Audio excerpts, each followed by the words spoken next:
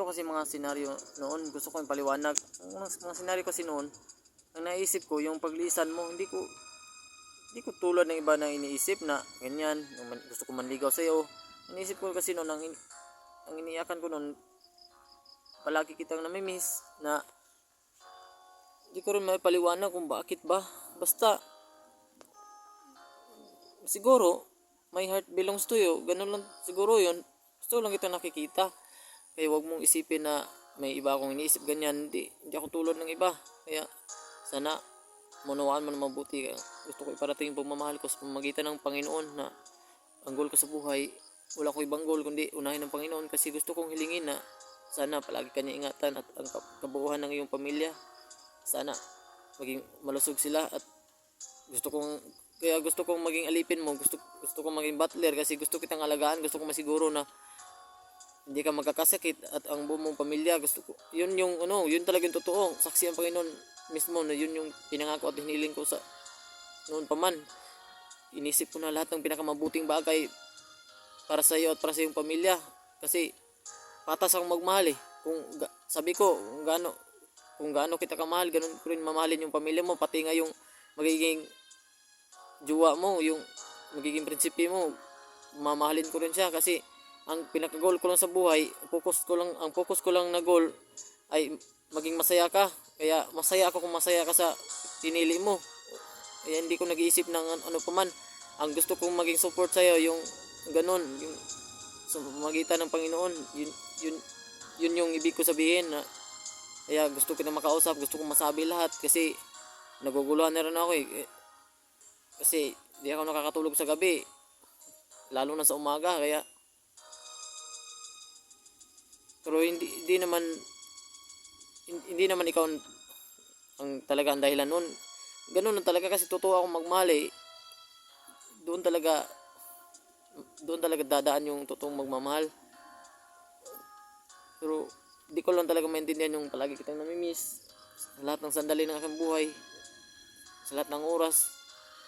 Yun lang di ko maunawaan, kasi talagang parang isa siyang trauma, kasi di naman ako nung nakaraan basta nung nalaman ko lang na aalis ka at mas sinigurado ko yung sinigurado kong gawin, kasi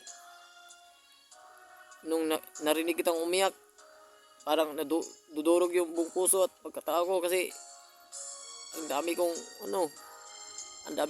pinangarap na mabuting bagay para sa iyo, at parang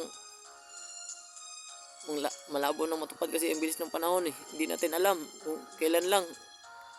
Parang patay noon, parang kailan lang parang ang bilis talaga ng panahon kaya umaasa lang ko sa Panginoon, kasi siya naman talaga makakagawa ng lahat ng totoong pagmamahal, kasi siya yung totoong magmahal.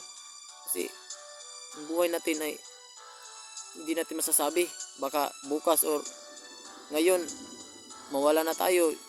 Yun, sino magpapatuloy kundi ang Panginoon lang. Wala akong ibang inaasahan, hindi ako tulad ng iba na kung sakali man naiisip nyo na ganyan, hindi, kung umiiyak man ako dahil yung totoo akong magmahal, hindi yun dahil sa iyo na kasi gusto lang kitang bigyan ng gusto ko lang dagdagan yung mga katatagan mo sa buhay, yung pag-asa mo. Gusto ko lang isipin mo na ganyan, sana magawa mo na manatili sa Panginoon at huwag kang lalayo sa Kanya, at sana akayin mo din yung pamilya mo doon sa kung saan ka man madali ng panahon. Sana, kasi pinag-aaralan ko kasi yung end times, kasi pinag-aaralan ko yung nakatala sa Biblia na sa mga katapusan ng mundo, kung anong mangyayari. Kaya ganito ako. Kaya gusto kong sana yung mga kapatid mo doon at yung mami mo, yung buong pamilya mo doon, sana mo,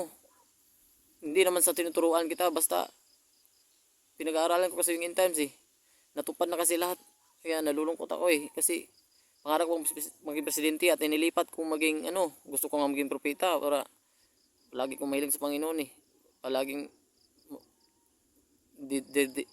didinggin ng Panginoon lahat ng kahilingan ko.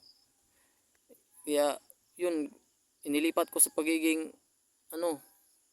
gusto ko maging presidente, inilipat ko doon sa ano sa Panginoon. Yung maging ano, tagasunod ng Panginoon para magawa ko yung tama. Kasi malabo eh, malabong mangyari yun eh. Kasi parang ano eh, please lang huwag kang mag-isip ng kung ano pa man.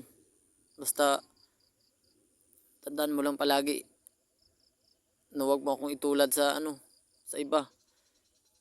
Gusto ko lang ano, basta kung nagbibigay man ako sa iyo, gusto ko lang mabigay. Saya-saya ko na nun. Wala akong ibang iniisip. Basta mabigay ko lang yung nais kong ibigay sa iyo. Kaya sana unawain mong mabuti kasi ganun lang talaga akong magmahal eh. Wala akong ano, wala akong kapariha. Kaya yun lang gusto kong mas maging matatag ka pa para makuha mong maging masaya kasi gusto kong laging masaya ka eh. Yun lang talaga yun lang talaga yung paraan ng Panginoon. Gusto kong manatili ka sa Panginoon at buong pamilya mo. Kasi balang araw pag naligtas tayo, doon na magiging ganap yung kasiyahan natin. Kasi sa buhay na ito, hiram lang yung buhay eh. Hindi naman ito matatawag na buhay eh. Ito ay isang hiram lang. Kasi ang totoong buhay, yung buhay ka, hindi yung mawawala yung buhay mo.